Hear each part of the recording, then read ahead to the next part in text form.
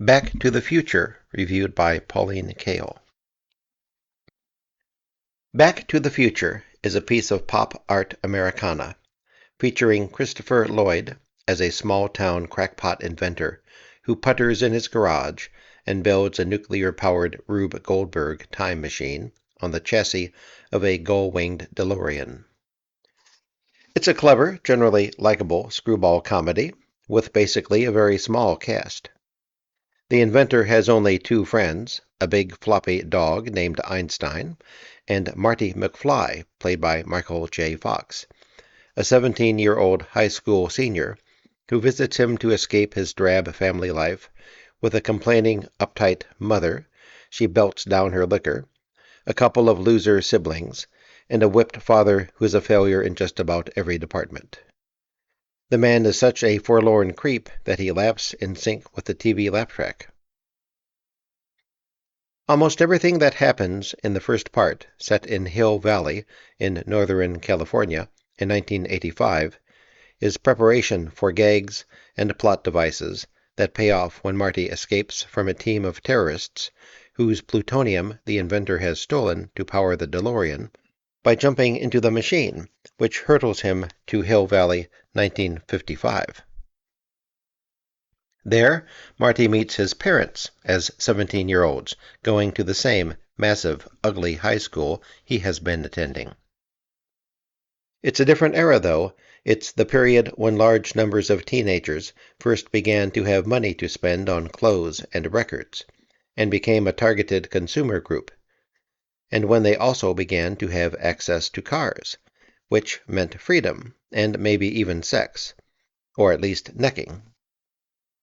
Lorraine, played by Leah Thompson, Marty's mother-to-be, is a moony kid who lives in a state of dazed aphrodisia.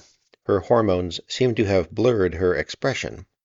While George McFly, played by Crispin Glover, his father-to-be, is a tall, skinny, pathetic wimp who secretly writes sci-fi stories.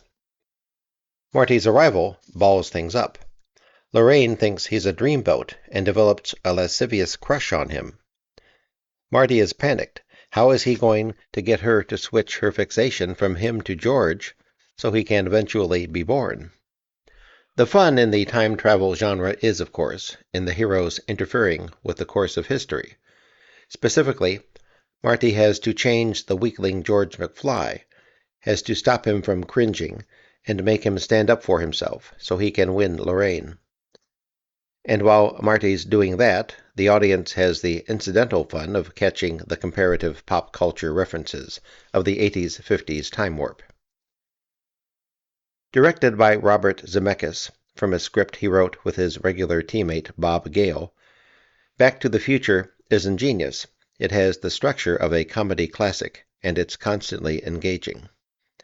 If I can't work up much enthusiasm for it, it's because I'm not crazy about movies with kids as the heroes, especially bland, clean-cut, nice kids like Marty. In this role, Michael J. Fox, he's one of the stars of the NBC series Family Ties, approaches acting as a form of aerobics. He's primed, he's nimble and proficient, and he delivers a processed TV actor's charm. Everything he does is on the surface. Talking to George, he's like a feisty football coach trying to psych up a sad sack player. And he's exactly, I think, what the film movie makers wanted.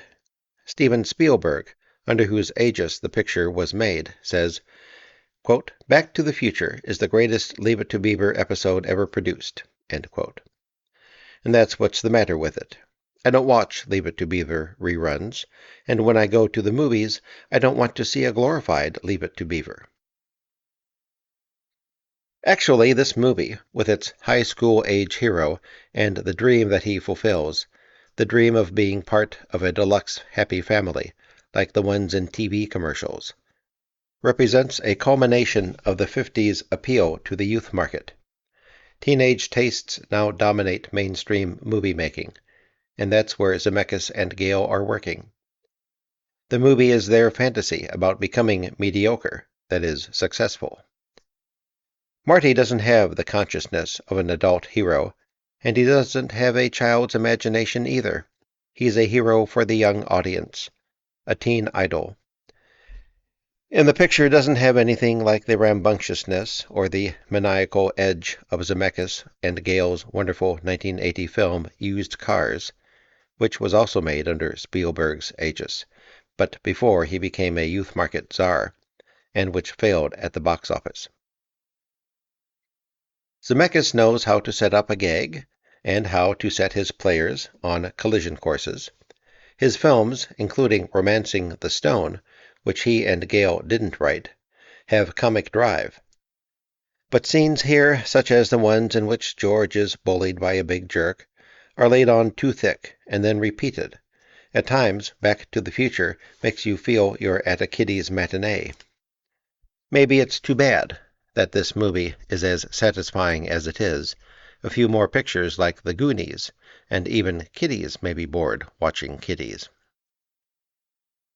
What keeps Back to the Future from being a comedy classic is that its eyes on the market. Despite Zemeckis and Gale's wit in devising intricate structures that keep blowing fuses, the thinking here is cramped and conventional. I wish that movie makers and their designers would stop using old Life magazines for their images of the American past. Hill Valley in 1955 has no pop glint, no vitality. The town is embalmed. It's printed on glossy paper. And the film's idea of happiness in the 80s, with one of Marty's siblings turned into a yuppie and the other into a deb, and his parents strolling like lovers amid the pastel sofas in a living room that looks like a commercial for a furniture warehouse sale, should be a satirical joke, but isn't. Christopher Lloyd is blissfully silly, though. His wild-eyed glare doesn't seem to be directed toward anything in front of him. He's glaring backward into his own knotted-up mental processes.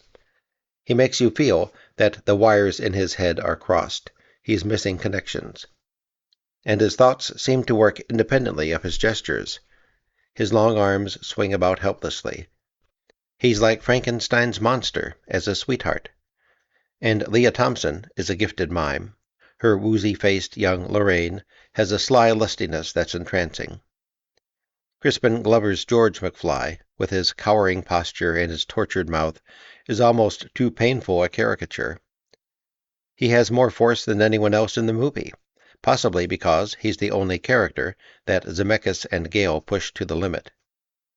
In addition to the other horrors piled on him, he's a teenage peeping Tom. I'm not sure what to make of the performance, but the movie would be considerably more innocuous without it.